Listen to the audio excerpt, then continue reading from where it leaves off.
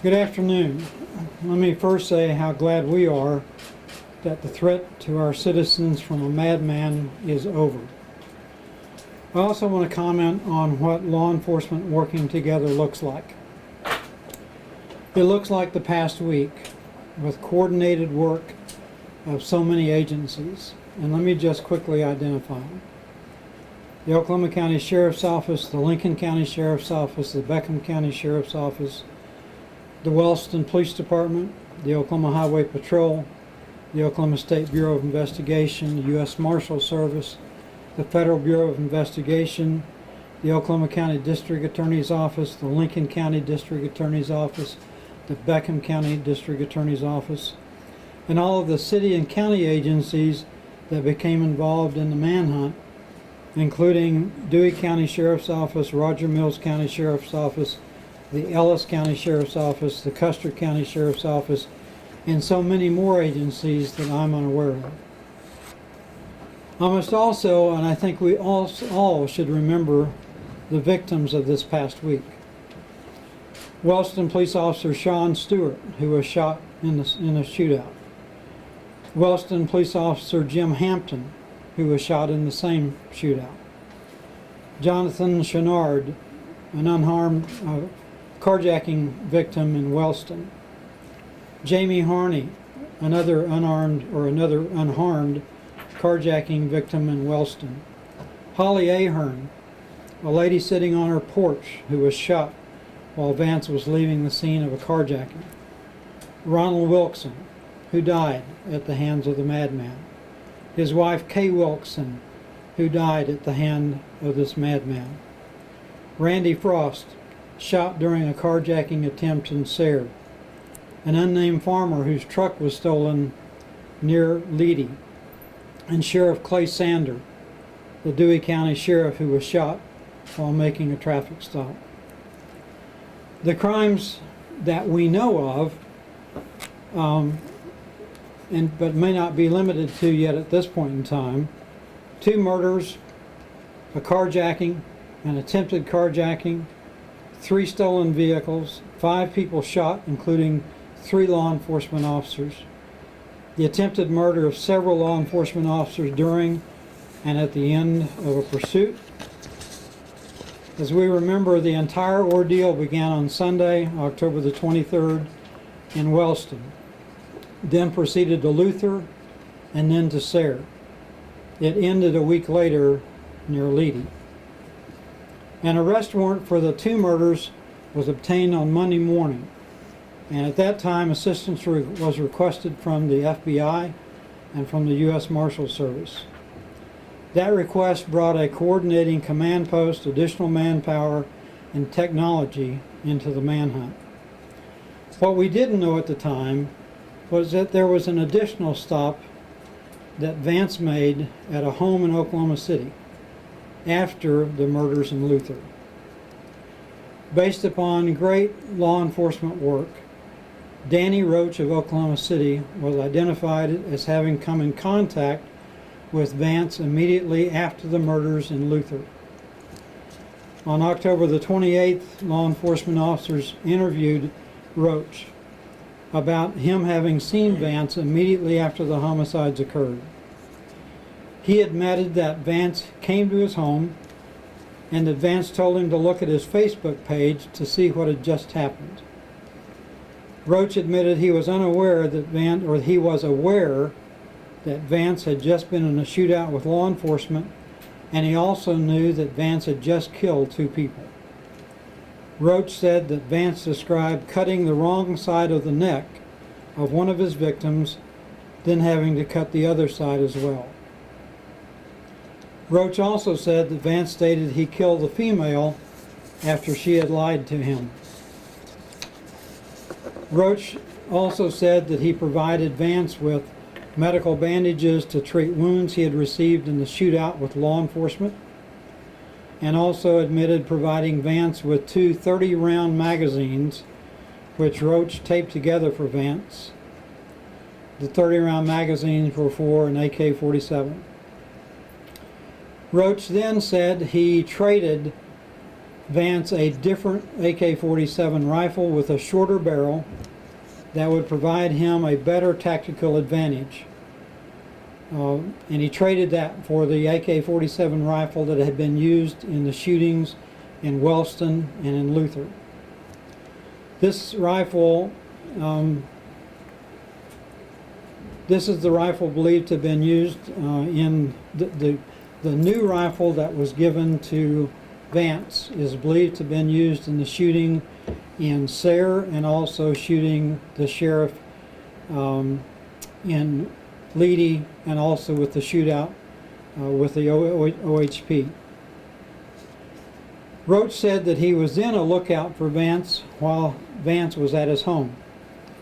And then while Vance was starting to leave, a police car drove by the front of the home. Roach continued to be the lookout and finally told Vance that it was clear for him to drive away from the home. Based upon all of the information that was acquired during the investigation and the interview, Roach was arrested and booked into the Oklahoma County Jail early Saturday morning. Charges were accepted by the Oklahoma County District Attorney's Office today.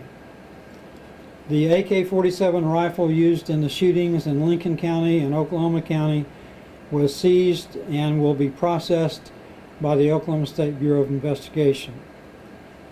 The Mitsubishi that was stolen from the murder scene was also recovered. It will be processed by the Oklahoma County Sheriff's Office. Danny Roach lives at 3824 South Hudson in Oklahoma City. He is a white male, age 34, and as of just a few minutes ago, he has been charged with the following crimes. 2 counts of accessory to felony murder after the fact. 2 counts of possession of a firearm after a former felony conviction. And also shooting with intent to kill, being a principal to the shooting that Vance did. Bond has been denied to Mr. Roach. Any questions? Sheriff, what was their connection? Were they friends? Was he his drug dealer? Roach has drug convictions in his past. What was the connection? At this point in time, I'm not prepared to answer that, the connection. And that may become apparent a couple of days from now. But I'm not prepared to answer that question. The wrong side of the neck, was it the adult victim or was it the female victim, or do you have a clarification? We believe that was the female victim, based upon the information we saw at the scene, what we witnessed at the scene. Well, the male was cut on the neck too, but yes. You think he was referring to the female victim? That's possible. He wasn't specific on either one of the victims at that point in time. Have you been able to determine the actual relation to Vance, these 2 victims? We understand the relationship between Vance and the 2 victims. That was his aunt and uncle. You said crimes we know about. Do you think that there's any other victims out there at this point that you haven't discovered yet? At this point in time, we really don't know. We don't know of any other crimes that may have occurred. Obviously, with the information that has been flowing through the media, we would hope that anyone else who was a victim of Vance at this point in time would have come forward. So hopefully there are no more crimes that are known about. Sheriff, do you believe that anyone else was helping or anyone else had contact with Vance throughout that week? Well, obviously, we have ongoing investigations in the western part of the state where Vance died. We're still waiting and we're still looking at all the information that is relevant to our case here in the central part of the state. So I think it's too early for anybody to say yes or no at this point in time. We're also waiting for a lot of information or information that may be recovered from processing of the vehicle, information that may come from the OSBI and processing the scene out in the western part of the state. So at this point in time, it's really too early to answer that. Can you speak on the magnitude of this investigation? I know with you all and then just with everyone, all the other agencies, just how much time has gone into really trying to find him? It would, it would be hard pressed to put the number of hundreds or thousands of hours that have gone into this case.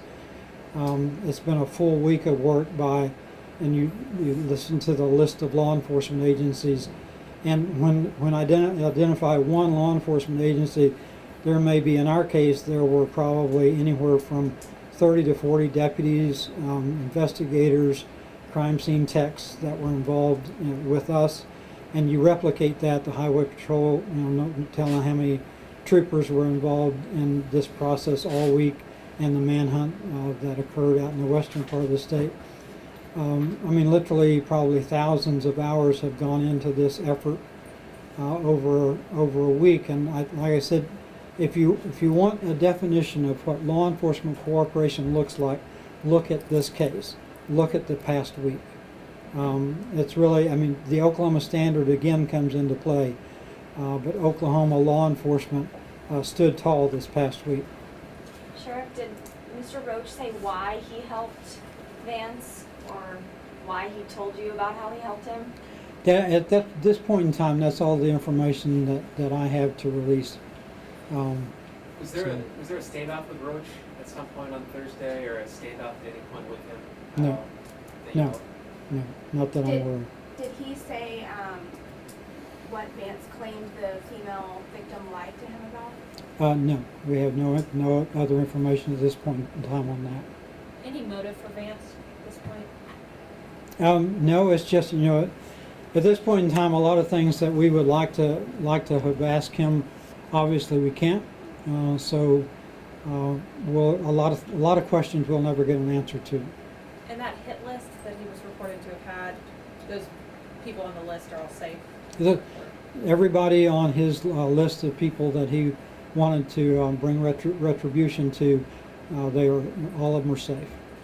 If, I believe Vance had a criminal history, he has a felony on his record or two, so he wasn't supposed to be in possession of firearms. I think that some family members had said they helped him purchase those. Is that being investigated? All I can tell you is that this investigation is still wide open. We have a lot of things that we're looking at, a lot of things we're waiting for further information on, a lot of things we're waiting on the processing of scenes, cars, also the weapon. So there's a lot of unanswered questions at this point in time that hopefully over the next few days and weeks we'll have an answer to. Since he was seen at the convenience store in Sayre, is it believed that he just basically had been camping out at that remote location since that time, hiding out? That's, again, at this point in time, that's really kind of the best guess. And he is he's a felon, street savvy.